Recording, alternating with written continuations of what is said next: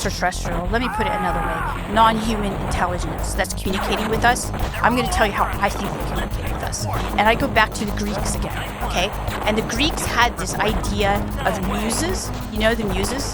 So there are these things called muses, and we tend to think of them as metaphors, right? What if they're not? What if they're actually non-human intelligence trying to communicate with us, but we're so stupid? We can't understand, so only people with in super amazing capacities, like poetic, creative, intelligent, mathematical, whatever, because they tend to do this symbolically. They tend to communicate with us in symbols form. And so music, symbols, we've got math that are, is a symbolic language.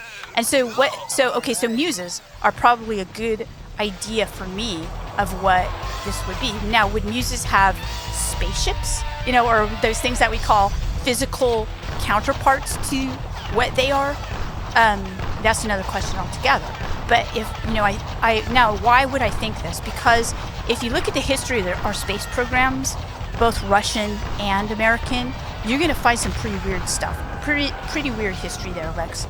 So you want to get an idea, go back to Tchaikovsky and read a little bit about what he has to say.